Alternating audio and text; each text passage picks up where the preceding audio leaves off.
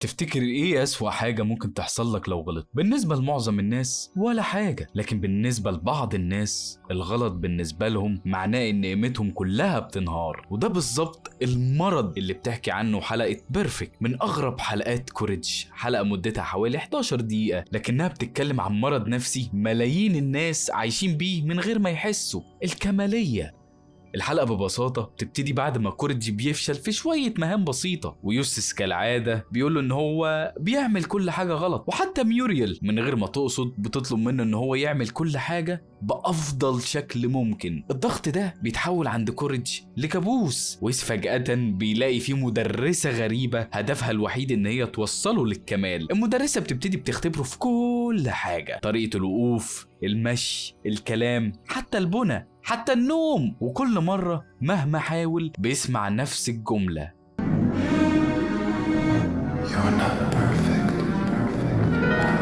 انت مش كامل، لحد ما يقتنع ان عمره ما هيكون كافي. وفي لحظة وسط الكابوس اللي بيحصل ده بيسمع صوت بيقوله مفيش حاجة اسمها الكمال، وانت مش كامل، انت تقدر تعمل اي حاجة. بعدها كوريجي بيصحى وبيكتشف ان حتى الناس اللي حواليه بعيدة تماما عن الكمال، لكنهم مستمتعين بحياتهم، بينما مطاردة الكمال هي اللي كانت بتحوله لوحش. حاجة اتعلمتها في حياتي ممكن أكون مش بعملها، لعل وعسى ممكن تساعد حد. لو عايز تبقى بني آدم ابتدي عامل نفسك كبني آدم. المشكلة في الحلقة مش في الكمال، المشكلة في الخوف من الغلط. أول الحلقة يوستس بيقول له You did it wrong. يوستس مش بيقول لكوريج اتعلم، هو بيقول له انت غلط. ودي اول حاجة بتخلق الشخصية الكمالية. الشخص الكمالي مش بيخاف من الغلط، هو بيخاف يبقى هو نفسه غلط. ولما المدرسة جات له كوريج كان متوقع ان هي هتعلمه، لكن اللي حصل ان المدرسة عمرها ما علمته حاجة. لكن اللي حصل كان مختلف تماما. المدرسة كانت بتستعرض كمالها على كوريج: امشي صح، اتكلم صح، اصنع برج ايفل صح، ده حتى النوم يا جدع، نام صح. لاحظ ان مفيش ولا مرة المدرسة قالت له ازاي يتحسن. كل اللي كانت بتعمله ان هي بتغير معايير الكمال. في ناس عايشة بنفس الطريقة، كل ما تحقق هدف يطلع هدف اصعب منه. اول ما تتخرج انا لازم اشتغل، اول ما اشتغل انا لازم اترقى، طب اول ما اترقى لازم اعمل فلوس كتيرة فشخ. مفيش خط نهاية. لحد امتى هنقعد نجري ورا الدايرة الفارغة دي؟ لحد ما بيوصل الامتحان الأخير. المدرسة بتطلب منه إن هو يرسم رقم 6. حتى لو رسمه المدرسة أصلا مش عايزة ينجح، وده أخطر جزء في الشخصية الكمالية. هي بتفتكر إن المشكلة في مستواها، بس الحقيقة إن الامتحان نفسه مستحيل تنجح فيه. وده بجد من أسوأ الحاجات اللي الإنسان ممكن يعملها، إن هو يحاول يبقى حاجة هو مش عليها أصلا.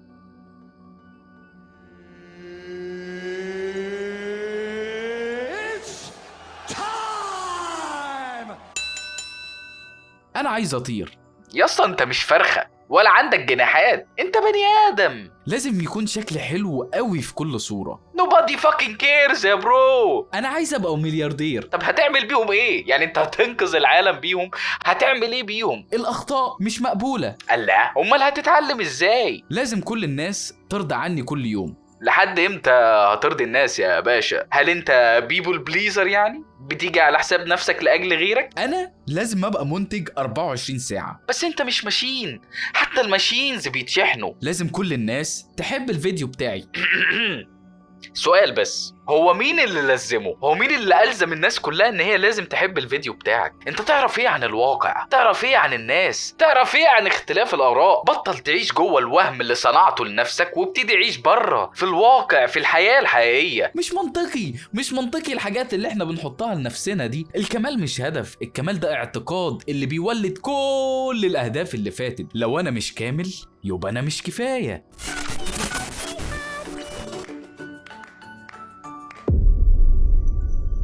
دايرة الكمال اللي ما بتخلص بتبقى 5 مراحل، بيبقى شكلها كالآتي: شخص بيحط أهداف غير واقعية، بعدها بيفشل في إن هو يحقق الأهداف دي لأن المعايير أصلا مستحيلة، بعدها بتنخفض الكفاءة والإمكانية، بيبتدي الشخص يماطل، يخاف يبتدي أو يسيب الشغل لأنه خايف يطلع أقل من المثالي، بعدها أحسن مرحلة فيهم جلد الذات: أنا فاشل، أنا مش شاطر، اكيد المشكله فيا. واخر مرحله واكتر مرحله مجنونه فيهم مرحله محاوله بذل جهد اكتر المره الجايه. بدل ما يغير الهدف لانه مش رياليستيك، لا بيضغط على نفسه اكتر ويحط معايير اصعب. بعدها الدايره تبتدي من اول وجديد، اهداف اكتر صعوبه، فشل جديد، جلد ذات، ضغط اكبر.